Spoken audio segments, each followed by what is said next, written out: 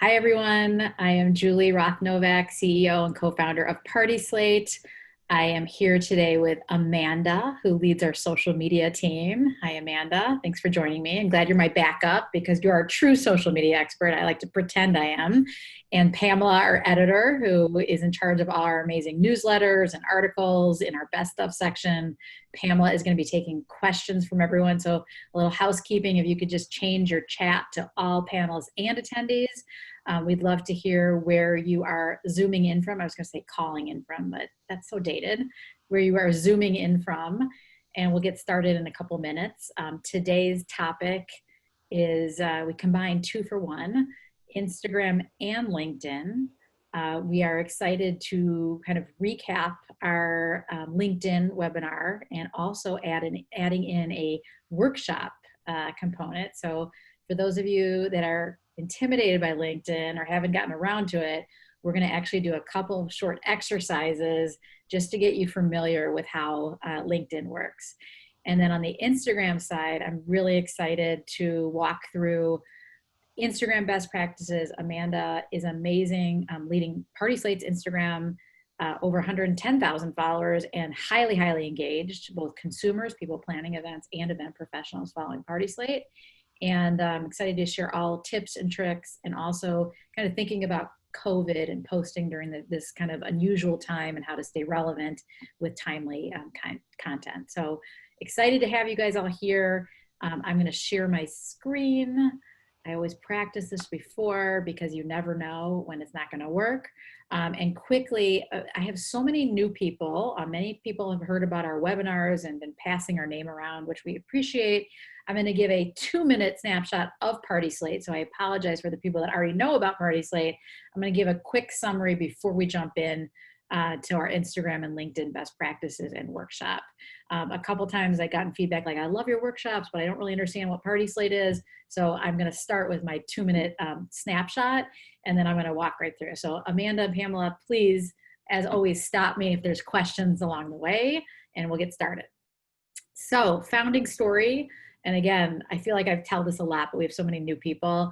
I have 20 years of digital marketing expertise. I'm like an SEO digital nerd, but I love planning events, and I planned 50 large scale events, galas, corporate events, my own wedding many years ago. And I couldn't find what I was looking for online. I saw a lot of Pinterest dead ends. I saw some wedding blogs, but again, for my corporate events, it wasn't relevant. Then I used a website called Houzz. If you know Houzz, let me know in the chat, Houzz, to redesign a kitchen. I became mildly obsessed with Houzz, and I kept thinking about what I needed as a party host, someone that planned a lot of large scale events. I would have been your client in the old days, and started thinking about how we could translate that model to solve the pain points. My pain points were it was so time consuming, researching ideas, event professionals, lots of dead ends on Pinterest, wedding only websites didn't help me for my galas. And then I started digging into the event professional side. So, venues, caterers, talking to hotels, and I realized you guys are so busy. Digital marketing, very little time for it, and updating your website can be time consuming and expensive. And some of them are commodity kind of directory sites like Yelp, just don't do your gorgeous work justice. And so again, with Houzz, it really inspired me to create a platform that not only helped people like me browse beautiful events, get local inspiration, and find local venues and vendors, but for event companies, really digital marketing in a box. So tools, helping you publish your portfolio, link to your network through crediting, selling tools. I know a lot of people that actually use PartySlate in addition to their website, where they take people to show your work. And so that's really what we did. We started the company 5 years ago. We have over 850,000 photos that have been uploaded. We take the photos uploaded to profile pages and really consolidate them. For example, wedding aisles and arches. There is not another resource, to the best of our knowledge, that really takes a look at these stunning, inspirational photos. And when you see something you like, you can simply click on it, and then you see all of the event professionals and the venues associated with that. And of course, you can always view the full event. And so it's basically kind of Houzz for the events industry. We focus on the top 5-10% of the market. So we're looking for everyone that's involved with these beautiful events. And of course, when you credit a lot of the event professionals you work with, then you can actually link to their profile page. And so it's a concept we hope people get, and they do get lost in the site, finding incredible inspiration, the ability to find event planners, event professionals in your area, of course, finding venues in a very visual way. And the thing that we find the most helpful is really creating a rich profile page where you can share not just your weddings, but all of your work. So you can see there's an overview section, and then really the main section of the site is this real events section where you can have weddings, luncheons, corporate events, fashion shows, and over 20 event types. Of course, you can keep linking through here and see all the work, and then all your event spaces if you're a venue.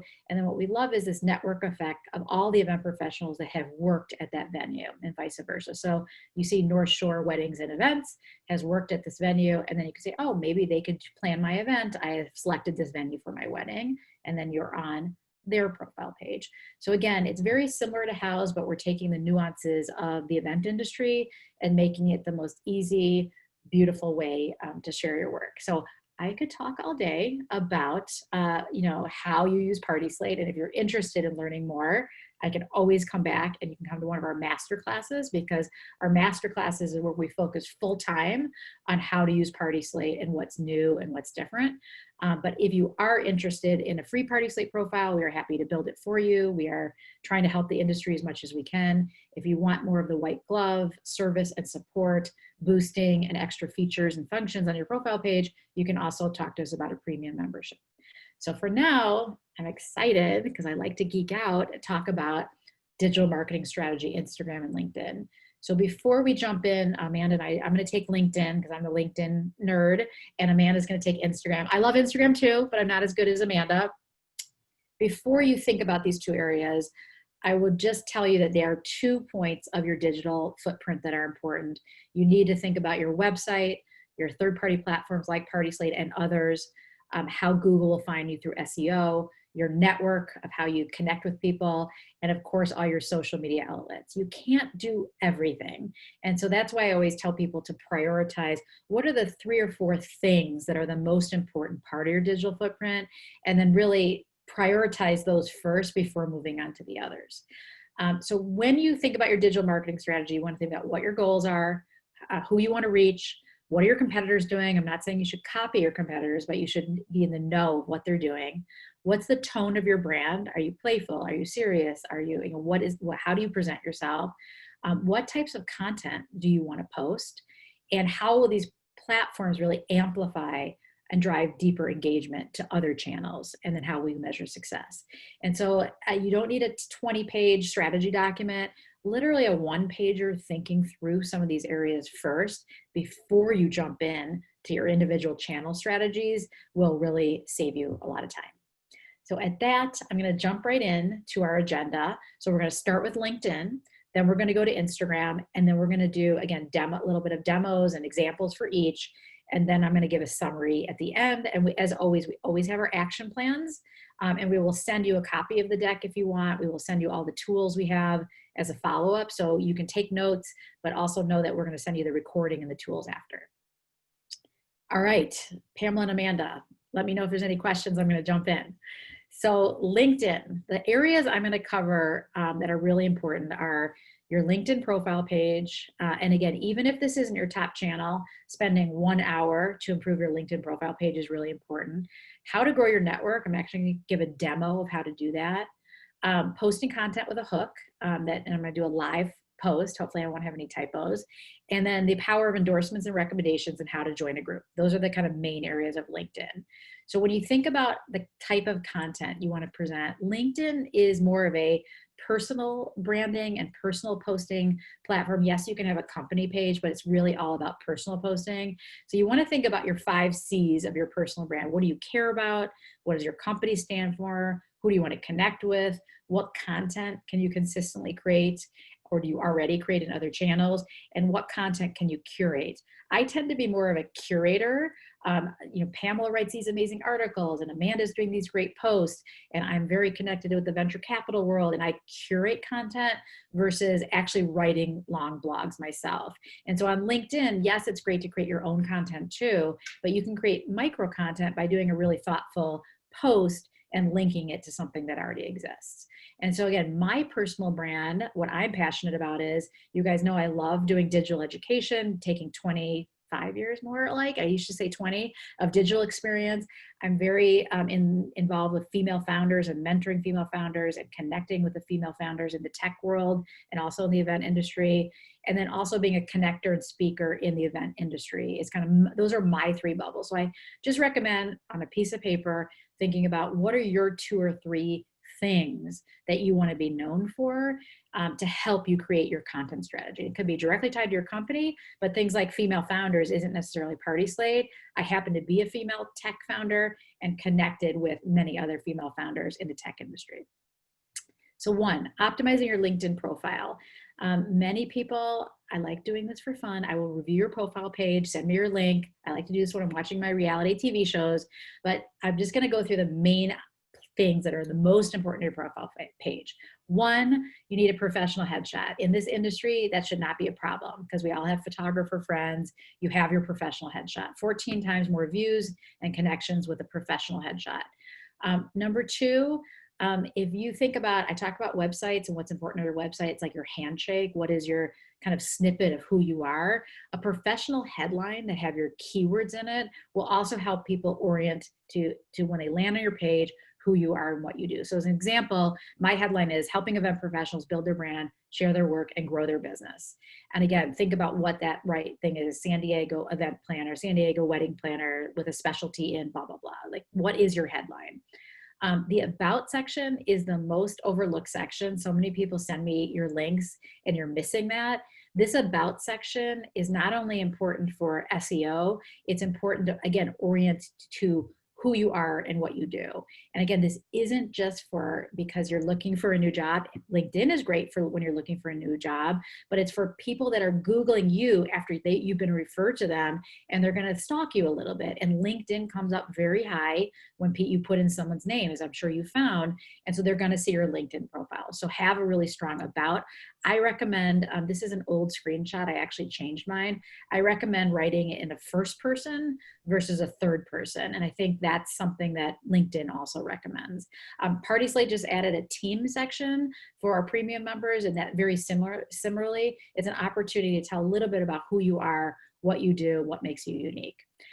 Make sure you include what your featured posts, so you can link anything you link on your, and I'm going to show you how to do this, how to make a post, will link to your profile page, and you want to show that you have featured posts, or you can link to articles. You're just creating content that you may think will be interested to people that come to your page. Your experience, I'm going to walk through this actually during the workshop session, go through my profile page. It's really important. People don't know all these company names. So just to provide a little overview of what the company did that you were at and your role at the company. Your accomplishments, we went through Techstars. We have so many different areas of things that we want to highlight. And so I put that on my PartySlate profile. And then also any affiliations. Many people say, oh, I went to Michigan, go blue. Like, there's a way to find common ground. So make sure you put education boards, I'm on the WIPA board, associations also. So I'm going to show a demo. Julie, let me break in before you move away from this. Can you talk about putting your volunteer work on your LinkedIn, and where should that fall and how should you position it? Yeah, so I'm actually just going to link out to it now because I think it makes sense just to show you. So I'm going to show you where I put my experience. There's a couple different places you can. I don't recommend putting your nonprofit or volunteer experience in your experience section. So what I've done here is, again, I talked before about, this is my headline. This is my about section, which is very easy. Here's featured content. This is just, you can link things that you've already posted. Here's my analytics. Again, a lot of people, I think this is, I don't know if this is over the last month. I can't remember what time period this is. And then activities shown here. So here's your experience for your job. Just put the name of the company and then a little description. It doesn't have to be too long. And then volunteer experience, I put down here. So there's actually a section that you can add here for volunteer experience. And so it's really easy to add, and I can show you like add a profile section. All of this stuff is here. Can you guys see my screen still? So intro, about, feature. I've kind of jumped ahead here, but I think it makes sense to look at it now. Your background, underneath background, there's work experience. This is actually an enhancement they've made over the last year. There's education, there's certificate, any certificates you have or certifications, and then volunteer experience. So you can see that there's a spot for it, and then skills, accomplishments, et cetera. So similar to PartySlate, where we kind of have that gold box where you can update your PartySlate profile, this is just a similar thing. These are all the key areas of your profile page that you could update. And so I didn't put every volunteer, but I put WIPA, and I just copied and pasted like what WIPA is, so people know what it is. Lynn Sage Cancer Research Foundation, the Children's Research Board. So I put 4 things there. I didn't put 100. And I just made sure that people knew these are charities and nonprofits that are important to me. Any other questions before I go back? Okay, so that is your profile page. And again, we're going to go back and do a little bit more overview of how you can edit your page. But I really, even if this isn't your top channel and you're like Instagram, that's fine. We love Instagram too. It is worth, you would be surprised how many people see your page. It's just one touch point when they Google your name. And so even if, let's say you're the head of catering at Four Seasons, they might know your specific name and Google your name, Four Seasons, and there's a really good chance LinkedIn's gonna come up. So don't underestimate that this page is viewed for your personal brand. The next thing I'll talk about is really building and growing your digital network. And I think I'm actually going to I was going to wait for my demo, but I'm going to jump in right now just because I think it makes sense. It's really easy to, number one, you can import your contact list. You can use filters to search for people. One of my tricks is setting the title to owner. So no offense, but it filters through like the millions and millions of people in this industry. If you want to get to the owner of a company or the president of a company, you can actually set the title. And I really recommend writing a personal note. And so this is something, literally when I was going through the demo this morning, I'm like, where's that link again? So I'm so glad I'm walking through this with you. If you are watching the webinar, you're seeing our screen, after I give this little demo, I'm gonna ask you guys to open up your LinkedIn in another tab in your browser and actually go here. So when you're on LinkedIn, you need to be logged in. So here it says me, and you see a picture of yourself. Go to my network. And once you go to my network, you'll see, I'm very proud that I have over 8,000 connections. No, I don't know everyone. I accept anyone who asks me to connect because I use it as a publishing tool. I'm not saying you have to use it that way, but I always joke, you don't want to be a LinkedIn loser. You need at least 500 connections. So it says 500 plus. And I know how connected this industry is. You can get 500. It's really, really not that hard. Okay, so once you're in here, this is not super hit you over the head obvious. You click on search with filters. I hope I did this right. And then all filters. Okay, I did it right this time, guys. So instead of putting your first connection, put second connection. And the reason we're doing that is your first connections, you're already connected. So if you want to look through who you're connected with already, you don't need to use filters. You can just go through connections and you'll see all the people here. So what I'm going to do now is show you how to grow from, let's say you have 200 or 500 to 1,000. So you click on second connection. You don't need to do connections of anyone specific. I'm just, for this example, going to say Chicago because I'm based in Chicago. I'm not going to put any current companies. As an example, I was trying to recruit people from Houzz, H-O-U-Z-Z, that has similar experience. You can put Houzz here. You can look for people that have worked for any company if you're looking to connect with people. I'm not going to put past companies. I am going to put event services as an industry just to limit it. I'm going to put English as profile language. And I'm going to put, where was title? I'm going to put services. Let me just see, event planning. And then title, I'm going to put owner. Okay, you don't have to put owner, but just that's going to limit your list. And then I need to move my video. I'm going to put apply. Okay, I may have made it too, let me go back. I made it too specific. This is the problem with a live demo. I'm going to go back and make it less specific because it was too many specifics I put on there. So I'm going to go back to put second. I'm going to put Chicago, and then I'm going to just put event services. So for right now, I'm not going to put owner. I'm not going to put anything else. And then I'm going to click on this. I hope I have more people now. I do. I have 1,400 results. So these people are all people in the event industry that I'm not connected with, that are connected to someone I know that I could possibly connect with in Chicago. And so I don't see someone jumping out at me right now that I know, but I promise you, because I have 8,000 contacts, I'm already linked into a bunch of people. But if you go through this, you're going to find someone. Let's say I knew, okay, Sally at the Metropolitan Club. I'm going to connect here. I'm going to add a short note. Love your venue. Would love to feature your work, your events on PartySlate. Again, done. That's it.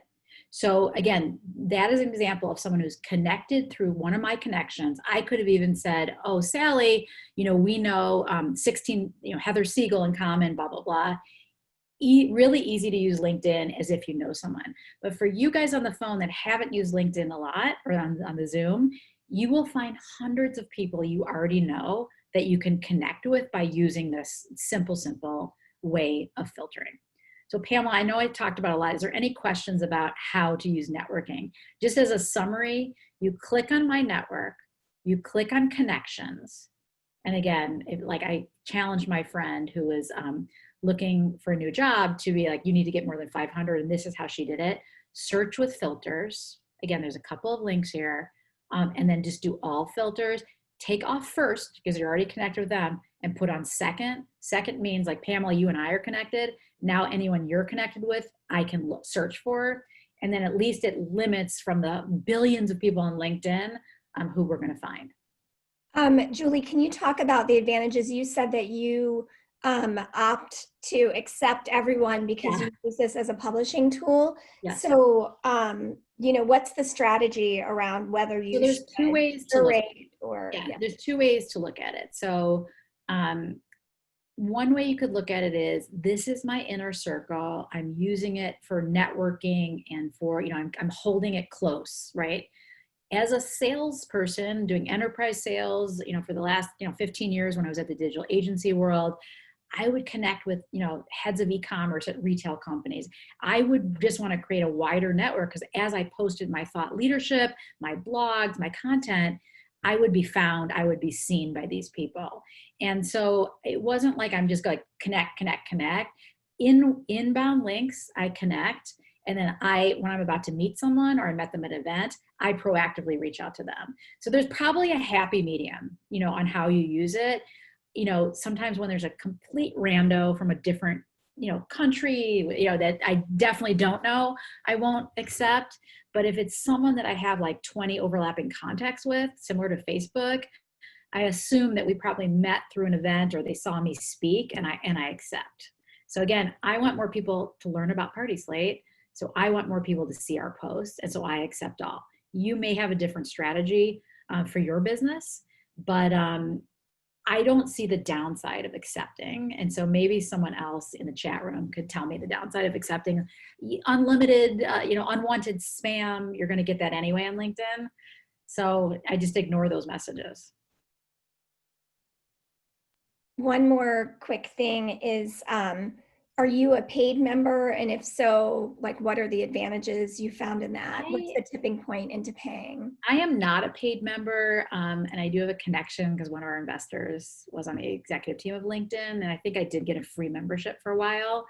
I don't think you need it. If you are a recruiter and you're doing heavy recruiting, and there's a bunch of different packages, if you are a salesperson and doing enterprise sales, I think there might be some benefits of doing it. But for right now, I think everything I'm going to tell you is free. Great. We have Eugene in the chat, who seems like a super user, and so I love her tip that she says if you do if you do like a search, leave that tab open because you're limited in the number of searches. Oh yeah, yeah. Good tip. Okay, so I'm going to go back, but I think that the most important thing to take here is number one, you want to be over 500. And if you're over 500, you can decide. And the reason I say 500 is like when I look at a profile that's less than 500, I'm like, I'll be honest, like, oh, that person's not a player or a connector in the industry. And so I don't need you to have 10,000, but everyone in this industry, I see you guys working the room at these industry events from your past career, from your colleagues and friends, from your network. It isn't that hard to get to 500. So I would just put a goal for yourself to get 500, just to get yourself going. But this is a great way to do it. Once you go into this, you're going to know so many people and you can just start, even if you don't write a personal note, if someone knows you, they're going to accept your LinkedIn. So you don't even need to. If you don't know them that well and you're trying to build a relationship, write something thoughtful like, hey, I saw your post that you put, or I saw this photo on Instagram, really liked it, and send a personal note. All right, number three, when you post content, you really want to have a hook to drive engagement. And I want to get better at this myself, but you really want to, right now the organic LinkedIn reach is really, really high. What I mean by that is you don't have to pay for play. Like Facebook business posts, only 1% will be seen unless you pay. Of course, if people share it, and there's a lot of other things in their algorithm that increases your chance, but LinkedIn, there's only 1% of people posting on a weekly basis of the 250 million active users. And so if you're part of that 1%, you're going to get an inordinate amount of eyeballs. And I'm not saying, again, this has to be your number one channel. All I'm saying is see if you can get some free organic exposure. Even if you put a new PartySlate event to your profile page, put an engaging post and link back to again, you can create content in a very easy way. You don't have to write a blog specifically for LinkedIn. The posts that you write should be kind of either relatable stories, lessons learned, thought provokers, open-ended questions. I want to get better. I know, Amanda, you're really good at this, at doing more open-ended questions to drive engagement. I need to work on that, but that's when you start getting the engagement and people writing back. And like, for example, I was going to post our social distance, Pamela did a great article, 29 social distance events that are really exciting and inspirational and safe. And I'm going to show you how to post that. I would like to post that with a question, have you been to a social distance events? Would love to hear your experience. Here's 29. So I'm going to do that soon. Hopefully I won't do any typos, but again, try to post a question to get engagement. When LinkedIn sees questions, just like Facebook and they see questions, they see comments, they think it's valuable content, which it probably is, and it's going to be boosted up. More people are going to see it. So again, just like on PartySlate, when more people click on your photos, more people save your photos, our algorithm really shows, oh, that must be something great, and it's boosted up. And so it's just a very similar for all platforms, how they know what to show when. Same with Twitter, other platforms. The other thing I'll say is leverage the power of endorsements and recommendations. So you guys all have incredible event partners, great clients. This only takes like 3 seconds, and anyone that I've worked with, people have asked me this. I am happy to endorse you if you've worked on a launch event for us or something like that. But to just endorse you on your key skills is really, really helpful. And again, it's showing LinkedIn that you have a complete profile page, and it could lead to more views of your page. Endorsements, when you have 5+ skills, you get 17 times the profile views, just a few facts. And then recommendations, again, it could just be your event partners. It doesn't have to necessarily be clients. I know you have other places where you get reviews, but this is another way to enhance your profile page. The last thing, again, I want to get better at, but I've done a little bit exploring, is creating or joining a group. So there's a ton of really big groups, ILEA, 24,000 members, this venture capital groups, over 8,000 members. And so sometimes it's the smaller groups that will help you get the most engagement versus these huge, huge groups. But I would explore what groups are out there, or even start a small group. And again, I know there's Facebook groups, but I think some people are falling out of favor with Facebook. I wouldn't underestimate them, but LinkedIn is another way to create some groups where you can collaborate, ask questions. They can be private or public groups. But again, LinkedIn and Facebook both have a very, very good group product. Any questions before I go on? Yeah, quick question about earlier. So when you were walking through how you can connect with the second level Yeah. connections. Is there an easy way to connect with them all at once? You know what, they don't make it easy for you to do that. And the reason they don't is they don't want people to spam. And so what you can do though is, let's say you see a big group, connect, connect, connect, connect, and you could give yourself a goal of doing like, I don't know, 20 a week, or whatever, or just set aside 2 hours, because it does move really fast, but they don't let you find a big group and then they don't want you to spam. They want this to be a one-to-one connection. And so even if you have overlapping contacts with this big group, they don't want this to be the network where you're like 1,000 people connect. They want it to be personal. But that's a good question. Again, it is pretty easy to do connect, connect, connect. So you can make it go very fast. And again, by posting content, and I'm going to talk a little bit about this soon, you can also have a lot of inbound requests to connect. Because I noticed every time I do a post, I get more requests to connect. And so you can also have people come to you as opposed to having to do all the work where you're connecting with them. Hopefully that answers the question. Okay. Okay, so we talked about creating a group. Okay, so this is the workshop, which I got a little excited about and jumped ahead. So we talked already about the profile page, but I'm gonna just go through that really quick. And then I'm gonna talk about posting on LinkedIn, and then we talked about growing your network. So again, if you are willing, I'm gonna give you a homework assignment. Keep your Zoom up, open your browser, hopefully you're on your desktop, go to your LinkedIn page, and make sure you know your login. That's assignment number 1, okay? If you don't have your login, they have a very easy way to reset your password, because some of you may not have logged in a while, which is fine. You can reset your password. Once you are logged in, again, they have made it super easy as it is to change your PartySlate profile with these little pencil icons. Your main information, super easy. Just make sure all your sections are filled out. Do not forget your about section. I changed it to first person. I'm the CEO of PartySlate, a co-founder of PartySlate, a photo-rich platform, blah, blah. Even though this is my personal about, I have added things about PartySlate. It kind of blends with your company. So again, this is how long mine is. The more keywords you have in there, you want people to find you on, the better. Again, San Diego event planner, San Diego wedding planner, you make sure you want to include that. And then again, this featured area, really, really easy. To edit or delete content or add super easy. And then the last section here we already talked about, which is adding a profile section, intro, about, featured, background. Remember, this new section specific or volunteer experience, so you don't mix it with your work experience. And every other section is here. So really, again, I updated my LinkedIn before our last LinkedIn workshop. I guess it was about 8 weeks ago. It took me about 45 minutes to just take advantage of all the new things. It should not take a long time. Okay, so now we're gonna go to the homepage of LinkedIn. I'm gonna show you how easy it is to start a post. And again, think of where Facebook was like 8-10 years ago, where there's a ton of organic reach. It was very easy to post. There was less spam, less ads. That's really where LinkedIn is right now. And that window will close over the next year as they start monetizing more with their ads. So I'm going to add a quick post. So basically start a post. I'm gonna, let's say, I need more questions. Have you been to a social distance event? Would love to hear your experience. Our editor shared. This is Pamela. I need you. You're on mute, Pamela. Shared 29 safe events.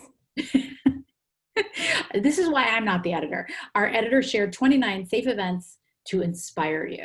And then I put event safety, event professional. You just kind of put a hashtag. I'll put PartySlate on there. Again, hashtags are less important for LinkedIn, but they're becoming more important. So Amanda, I'm going to turn it over to you in about 2 minutes. We'll talk more about hashtags when we talk about Instagram. And then again, once you put this article, this is the one I'm sharing, 29 social distance birthday parties, baby shower, weddings, and more to inspire your safe celebration. This is the article I'm linking to, and I'm going to go back to it. And again, I chose to do a link. LinkedIn even likes more when you put photos and videos native to their platform. So you can upload them directly, just like YouTube, just like Facebook. And so hopefully I have no typos, and I'm going to post that. And again, this is super easy. Just like Facebook, the profile comes here. Hopefully all you guys can go into this post and like it. If everyone on this call liked it, LinkedIn algorithm would be like, oh my God, this must be something really important, and more people will see it. And so really, really easy to get people engaged and to post onto LinkedIn. My suggestion to you is just try to do one post per week. It does not need to be like Instagram, like daily or more than daily. Try it once a week and see if it does anything for you. And again, take stuff from your PartySlate profile or an article you were featured in, honored to be on PartySlate's top venues, top rooftop venues article, whatever it is. And it takes 2 seconds to do that. Julie, quick question. I know we're going to get into hashtags more on Instagram when Amanda takes over, but do you have like a recommended number of hashtags? I know it shouldn't be the focus, but I think so. On Instagram, you can do up to 30, and we put it in the comment. And Amanda, again, will help more on that. And it's Instagram hashtag is like search. Okay, so it's so critical. On LinkedIn, it's becoming more popular, but I don't think you need to do 30 hashtags on LinkedIn. So Amanda, I don't know what your perspective is, but I usually do around 5 hashtags on my posts. Yeah, I wouldn't do any more than that. I usually do about 3 for PartySlate. So just like a couple key hashtags is fine. Okay. Great. And I just want to like do a shout out and extra credit for Melissa Emberman from the Event of a Lifetime, who connected with me on LinkedIn during this Zoom. Awesome. And she's on this Zoom and is already Amazing. connecting with As us. part of your homework, link in with me, Julie Roth Novak, or you can just search PartySlate. You'll find all of us. That's another way you can search for people, to search for companies. And if it's a small company, like we have 30 employees, but it's not 1,000 employees, it's very easy to find people that way. And invite people to connect with you, and then you'll be connected to all the people they're connected to. And so it's just an easy way to get started. Also, your homework, try doing a LinkedIn post. It's very easy, very, very easy. Don't be afraid of it. And it's not anymore just for people looking for jobs. People use LinkedIn like they used to use Facebook. News, business is more business oriented, but your clients, even if it's an engaged couple, they do have jobs and they are on LinkedIn. Again, they have 30 million users. So don't underestimate that LinkedIn is another place, not just for jobs, for content marketing to build your brand. And then if you don't do anything else on LinkedIn, and I'm jumping ahead with my action plan, just take an hour to make sure your profile page is really looking good, because I promise you, people will look at your profile page there just when they're Googling you. So as far as our action plan, I'm taking too much time, Amanda, I'm sorry. Number 1, optimize your LinkedIn profile. I will send you this deck so you know what to do. Number 2, make strategic connections to build your brand. You don't have to accept all requests that come your way, but make sure you have more than 500, and then really focus on growing a larger digital network. And it can be through posting great content, or it could be through using the network tool that I showed you before. Let's hand it over, Pamela. Unless there's any other questions, we're going to go to Instagram. We're a little behind. Okay, Instagram. So I'll do the quick overview on the Instagram, and then Amanda, you're going to jump in. Similar to LinkedIn, we're going to talk about your bio. We're going to talk about how to get high engagement, hashtag strategy. We always get a lot of questions about that. Thinking about stories versus your feed, engagement through crediting, and then we're going to also how to drive deeper engagement, and then also diversity and inclusion on PartySlate. So because we've presented this before, this snapshot, I want to leave the most time for Amanda. So I'm going to zoom through this unless there's questions. Number 1, your Instagram handle needs to be recognizable. And this is my pet peeve. I love Four Seasons Vail. I love the team there, but FS, this is probably corporate making the news, the FS Vail is so hard to find when we're tagging people. It should just be Four Seasons Vail. So make sure it's a recognizable, your company name. I think even if it's a little longer, it's more important that people can recognize it than an abbreviation. Use a recognizable icon, logo, professional photo. So we use the PS icon, but you can use your own photo on especially if you're a small business. Make sure you have that strong handshake. People want to know who you are, what you do. So that's in your bio description. And then also really create highlight categories that show kind of like if you do weddings, corporate, or if you're a destination planner, it can be the different places you do destinations, but take advantage, almost think of that as navigation of those highlight bubbles. And then make sure you have that link in bio that can drive further engagement, whether it's a link tree, etc. I can just add something about bio. So I've seen some of you have done hashtags like hashtag event planner in your bio. Don't do this because that just takes people away from your profile and to find other event planners. Hashtags should stay on your posts and not in your bio. Okay, good. So yeah, don't drive them to find other event planners. You want them to stay with you, but hashtag your photo so you can be discovered. Choosing images, you're going to talk a lot about this, but we have found light, bright, and unique photos work best. Not saying you can't do a ballroom photo or indoor photo. Obviously, right now with COVID, outdoor events are much more popular. You want to talk a little bit about COVID considerations? Yeah, that's coming later. Okay, so let's skip that for now. We can talk through it. Hashtag strategy. Amanda, you want to talk a little bit about this? Yeah, so hashtags, I would try to be specific, but not too specific. So instead of event planner, do your city. So San Diego event planner. You're more likely to be found in a sea of 1,000 posts versus 1 million, but you also don't want to get too specific where there are only 5 posts and people aren't even searching for it. So there's a happy medium between too big of a search volume and too little. I'm back.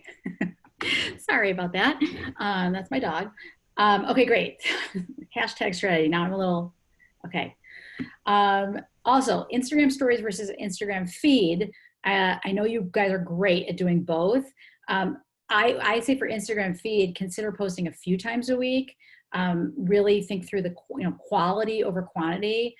Tell a story with your caption. I always say, like, if you have a beautiful photo and you're in an elevator and you're like, you just look at this and you don't say anything, like the words really matter.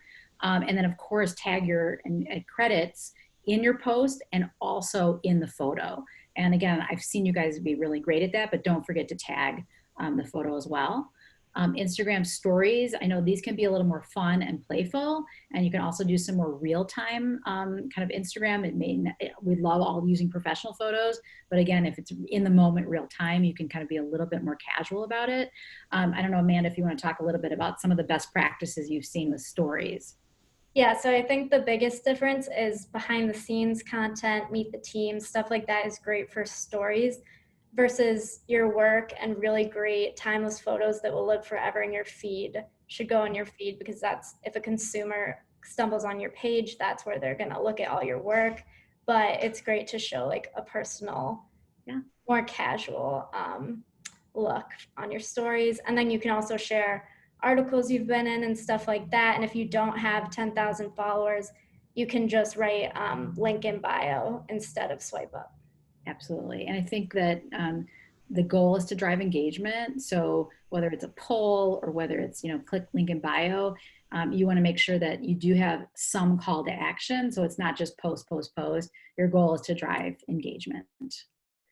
And talking about engagement, I think this is something, again, I wish I had more time to do, but it's so important, is that I always like photos, but taking the extra 2 seconds to write a comment. And I know some people are not commenters, they're more like viewers, but comments really pay off from a relationship perspective. I know when we get comments on our posts, we get really excited and we always try to comment back to that person and build a relationship. So choose photos that spark kind of engagement, but also make sure that you're responding to those posts, even if it's just liking them, to give them a little thank you for commenting. And again, Instagram, their algorithm, when they see a lot of posts and a lot of comments and engagement, that's a signal that this could be a really fantastic photo, or really something someone needs to see, and it's going to be boosted as far as how many people see that. Crediting, on PartySlate, I showed you the crediting, so important. On Instagram, if we miss a credit, even if it's not our fault, we hear it from across the country, and that's okay, because it's part of our core values is making sure your stunning work you are fully credited for. So all I would say is that, putting it either in your first post. And Amanda, I think we do credits within the first post, or do we do it in the comments? No, we do it in the caption. In the caption. So that's the word I was looking for. In the caption, include all of your key professionals. I have a great template to track all your event professionals, so you can copy and paste it if you're interested in that for your photo organization. I'm happy to send that over. But really, the network effect is incredible. I know you know this already, but just taking the extra time to make sure you're fully crediting with the correct titles and the correct Instagram handles, and then also in the photo is really, really great during this time when we need to all support each other and build each other's businesses as we grow again after COVID. And then also the link in bio tool. Amanda, you want to talk a little bit about what you like, what we use for PartySlate? Yeah, so there are different kinds. You can see PartySlates. We're very visual. We have links for every single post. If you don't have a link for every single post, you can do something like what Kehoe Designs did, where you just keep the same links in, and those will just always stay there instead of linking your individual photos. So there are different types, and I think it's really important to have one. A lot of them are free. Some are just like a really small fee a month, but I think it's great to put these in. Great. And as far as inclusivity and diversity, we have a new diversity, equity and inclusive, and I can't say it, an inclusion group at PartySlate, which is Amanda is part of. And we have made a huge effort since the beginning of PartySlate to show diverse photos, different types of people, but we're also making a big push to make sure our credits are diverse and that we're really making sure that our body of PartySlate community is reflecting the world, all different types of cultures, religious traditions, LGBTQ plus ethnicities. And I think what we've found in our research, and it's just also part of our core values, is that 70% of millennials are more likely to choose one brand over another that demonstrates inclusion and diversity. So Amanda, you've done a great job at this. I know it's something very important to you, and also in our editorial that we have a clear plan for inclusivity. So now let's talk a little bit about, this is kind of the extra credit section for Instagram. Let's talk about what you've seen during COVID for Instagram. We have, as you guys know, some of the most glorious, beautiful events in the world on PartySlate. And we don't want to be tone deaf to what is going on in the world and show a highly kind of built out ballroom when you can't do indoor events. So we have shifted our strategy, and we've been very optimistic to see people are still looking for inspiration. They're still planning their wedding. They're still, maybe their corporate events pushed out, but they're still interested in seeing inspiration. So Amanda, talk through what we've been doing. Yeah, so you can still share your luxury content. We're still sharing luxury events, but what we're doing is showing more detail shots instead of like grand like room shots and stuff like that. And then I'll show examples of things that have worked for us, but we're still using older events to inspire new events. Some older events can even inspire social distancing ideas. And then of course, we're sharing new events that have come in during COVID and all those ideas. Great. So these are some examples of events that happened before the pandemic that still did really well with our consumers and our event professionals who follow us. Some examples, the beach balls, that's from a grander event, but we used it as an example. You can still have a backyard party and you can put something like that in there, and people were really receptive to that. The weddings in the middle, or one of them is a wedding from before COVID, but it could still inspire an intimate event, or people are still planning events for next year and beyond. And then the vow renewal can inspire an intimate wedding. People are still relating to all of this content. So this is stuff that did really well for us, even during COVID. Amazing. And then these are examples of events that happened after COVID hit. So obviously the trend of smaller weddings, micro weddings, a backyard hybrid bat mitzvah. So it was a Zoom ceremony, not ceremony, it was a Zoom bat mitzvah. And then the reception afterwards, some of her friends came and they did social distance dancing in the street. And then there's a backyard wedding, and there's a drive-by graduation party. So all of these new events are still really inspiring people, encouraging people that you can still have safe events and keeping everyone engaged with our content. And this the second one, the pink bat mitzvah that was beautiful out of LA. We didn't put multiple photos here, and I know we've talked about this before because we want to drive people back to PartySlate to the profile page to see the full event. So that's kind of our strategy. But I do think some people like to show 2 or 3 photos from an event in a single post. And Amanda, I don't know what your thoughts are on that. Yeah, sometimes it's better not to so that people will want to see more and go to our site. But for that graduation one on the right, we did share a few photos because it was hard to convey how truly amazing this social distance event was with just that one photo. And people still went to our site to see even more. So sometimes it's just a balance of photos. Awesome. And here's a couple more kind of closer up examples, zoomed in examples. Yeah, so these are pre-COVID events, but we zoomed in on details that you could still use right now or you could use for inspiration in the future. I love these. And this last poolside party is one of my favorite events. I told you guys my sister-in-law recreated it for her 16-year-old daughter. It wasn't quite like that, but again, I'm glad that we provided some inspiration during these challenging times. And then these are just some posts that I've seen in our feed from you guys, from event professionals, social distance events, using old events to keep inspiring people, a social distance elopement. And this photo op from Be Floral on the right is from a pre-pandemic party, but they're talking about how it can be used for your intimate social distance events. So just repurposing your content to inspire current events and future events. And then these are just some examples of some Instagram stories. So the baby shower article came right when COVID hit or before, but we're still using it to inspire current events. So we framed it as outdoor parties because you can still use these themes outdoor and people are still planning baby showers outside. So the same type of thing, repurposing content or using new content to inspire. Amazing. So as far as PartySlate's Instagram goals, Amanda, you talked a lot about this, but our main goals are building brand awareness of PartySlate, driving website traffic, driving deeper engagement, and then also promoting our partners and events. So those are kind of the 3 things that you are constantly balancing, where we have a big consumer. Our goal is to drive consumer engagement, people that are planning these events to drive, but we also have our event professionals that we want to feature and make sure that they're getting both business to business and business to consumer exposure.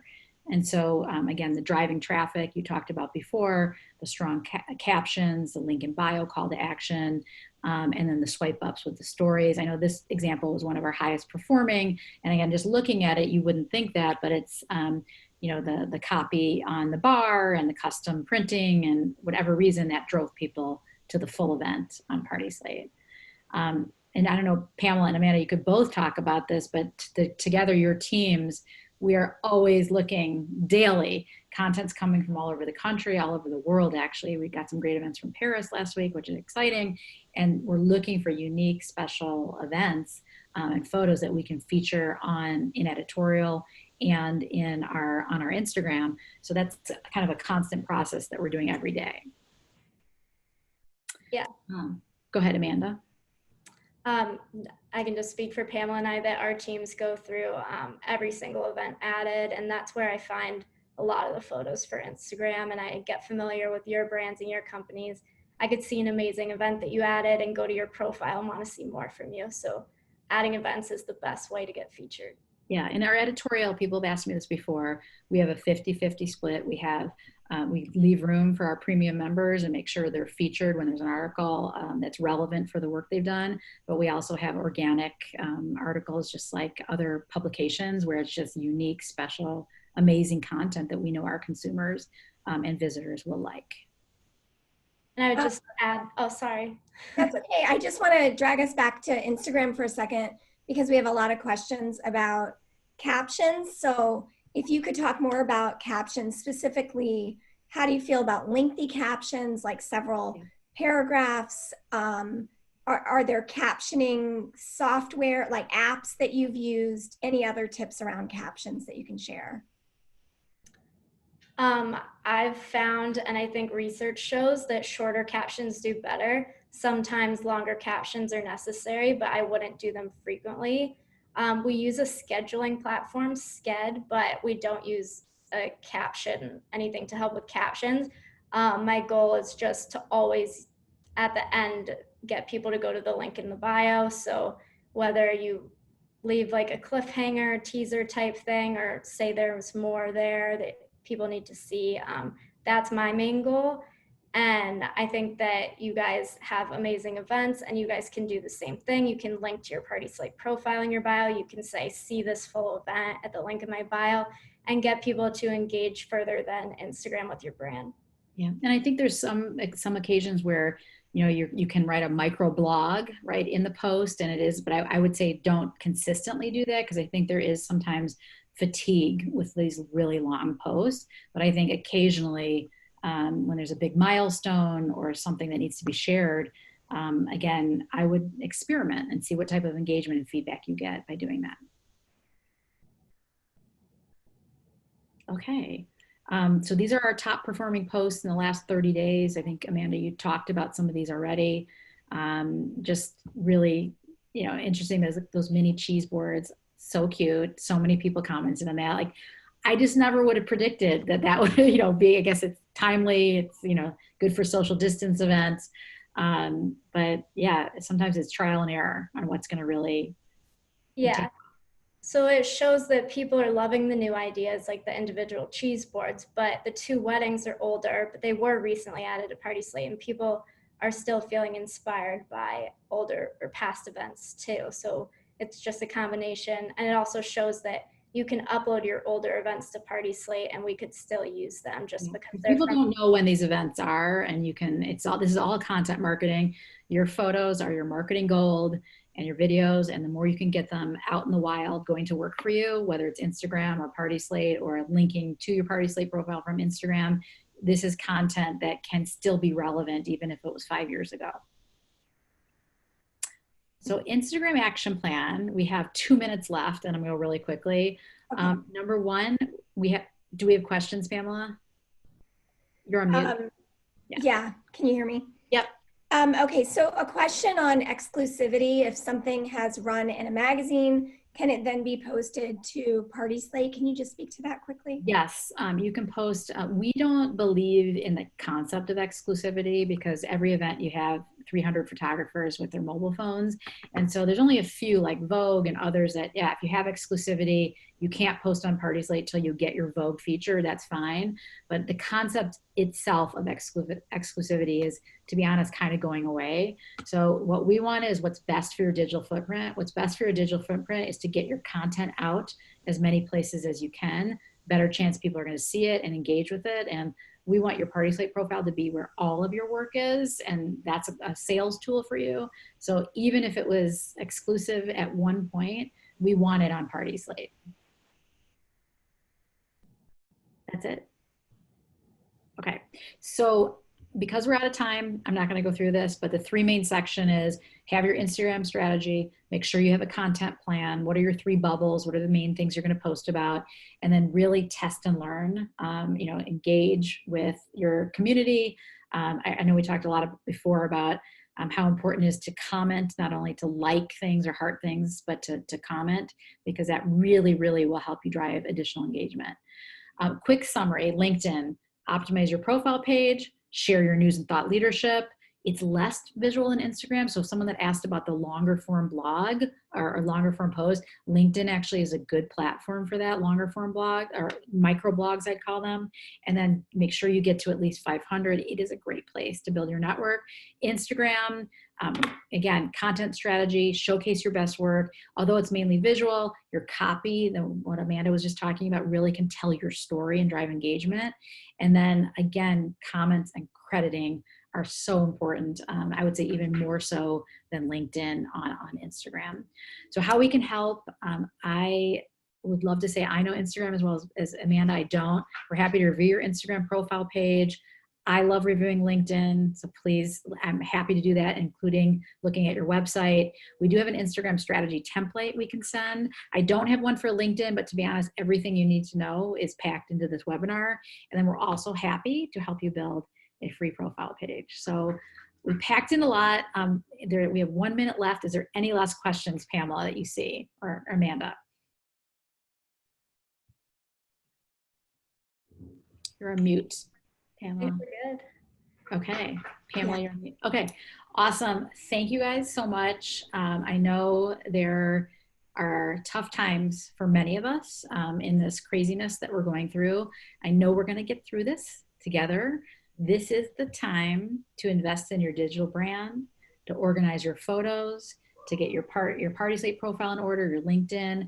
You don't have to do it all at once. Prioritize 2 or 3 initiatives a month that you're going to work on. And I know you can do this. We're going to get through this together. I am excited to see small events come back. I think every single day we're seeing about 20, 30 new social distance events come in, and some larger, depending what state you're in. So we are going to get through this. Appreciate your time. Give us your feedback. We're going to send you a survey after each of these so we can improve, and tell us any other topics you'd like us to cover. And that's all I have. Amanda and Pamela, thank you for joining me. Thanks. Have a good day, everyone.